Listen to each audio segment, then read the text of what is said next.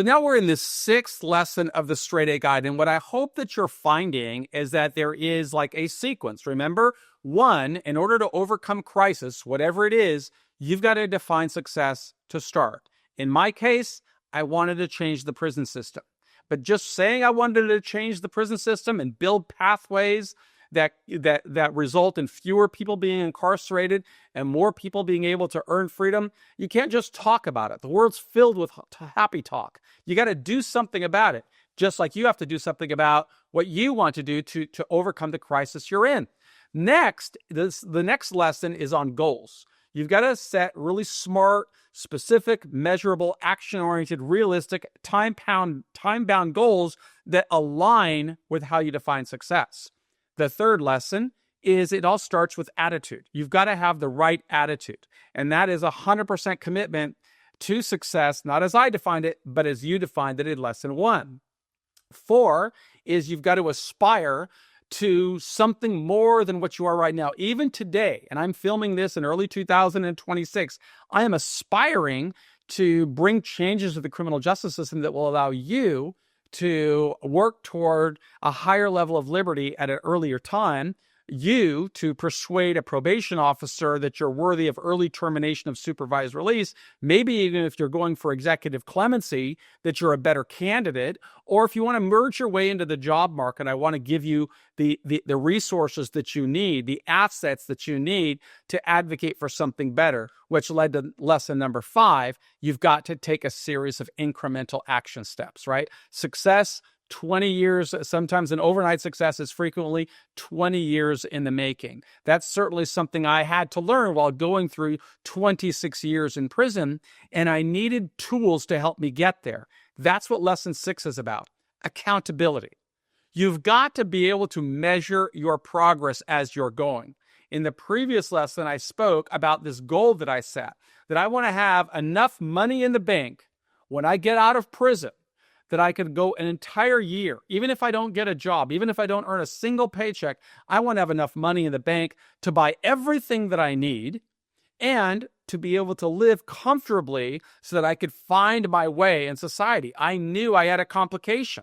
I would get out of prison and I wouldn't have a pair of shoes. I wouldn't have a pair of pants. I wouldn't have a car. I wouldn't have anything unless I did something about it. But if I had to kind of measure, well, how much am I going to need when I get out? And it's different for everybody. Most people don't go to prison and spend a quarter century inside, okay? But that doesn't mean they don't get obliterated with challenges because of the complications that come with a criminal conviction. You just have to be thinking, where are you in this path? What's going on in your life? How do you define success?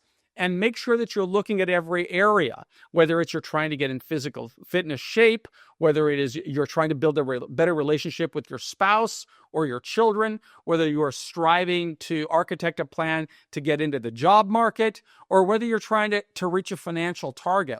You've got to have your own accountability metrics. And in the last lesson, I told you that one of the ways I had hoped to build that financial strength while I was in prison was going to be through publishing. I believed that if I could reach more people outside and those people are buying textbooks and the publishers would be sending royalty payments to my family, which is the way I had to architect that, I could then invest those resources to help them grow. So I had to set all types of, I had to create all kinds of tools that would measure my progress. In my view, as I recall, I used to do these little calculations. How much is it going to cost to get stable when I get out of prison? And I would think, a wardrobe's going to cost me, $5,000, $8,000 because I wouldn't have anything. A car might cost me $4,000 or $5,000. There you are at $10,000. Okay, I'm going to need a place to live. I'd start calculating that. Well, you're going to need first month, last month, a deposit. Depending on where I live, it's probably going to require me like $4,000 or $5,000 to get an apartment. Now you're at $15,000. But when you get an apartment, of course, you don't have any pots and pans. You don't have a bed. You don't have sheets. You don't have anything. So that might be cost you another $4 or $5 grand to furnish the place. Now you're at 20 grand. Then I knew that I was wanting to build a career around my journey. So I would need computers, software. I would need to learn how to use all of this. That would take downtime because I wouldn't be getting an income while I'm learning. And that might cost me $5,000 or $10,000. So I kind of put in my head, I'm going to need a minimum of $30,000. I got to spend that much. But that's just spending. In addition to that, if I wanted to have a year, I would need a few $1,000s every month so that I could pay bills, because it costs money in society, right? When you're in prison, you get free room and board. Okay, but when you're outside, everything costs money. And I knew I wouldn't be getting out of prison until I was 49. So I had to create these tools that said, okay, if you start this at the end, right, it's much harder to get the result. I always say it's never too early and it's never too late to start building. But the earlier you start, the better off you're going to be. I started this path even before I got to the penitentiary. Right? When I was in solitary is when I started laying out this plan, the 3-part plan of getting an education, contributing to society, building a support network.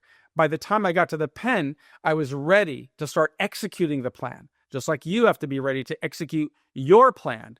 But I'd have these tools. Okay, I want to have this much done by the time I'm in my 5th year. I want to have a pathway to accomplish this by the time I'm in my 10th year.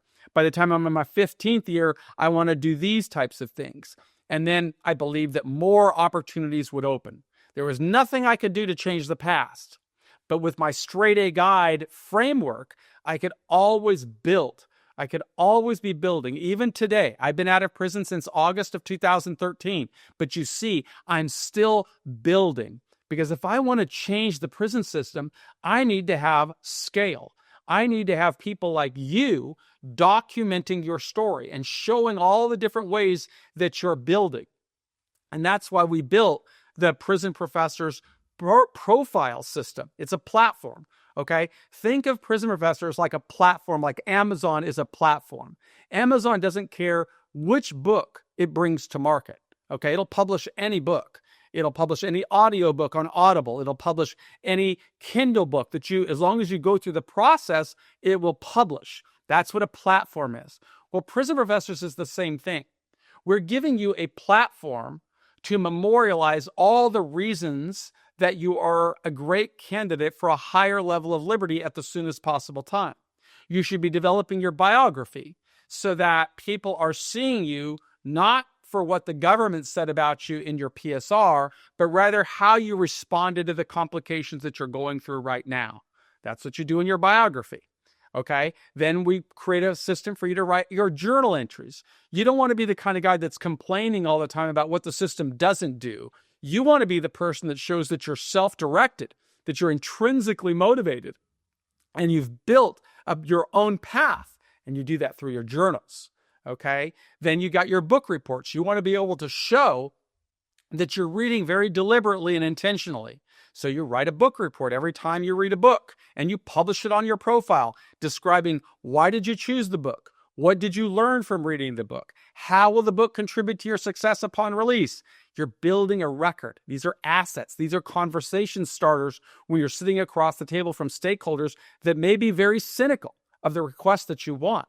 And finally, in the platform, you build your release plan. You need to show that you've thought about all of your strengths, all of your weaknesses, all of your opportunities, all of your threats.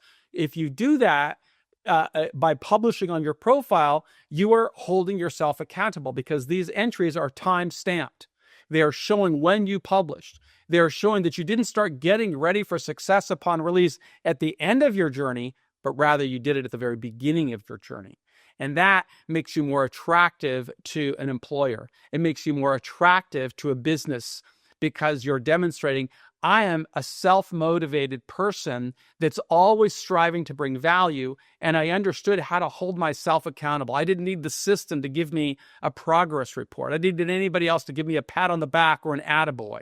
You knew how to build an accountability log, which demonstrates you are the CEO of your life. You're thinking every day. You're adjusting as you need to adjust. You're always focused on what the best possible outcome is living in accordance with your straight A guide, with how you define success.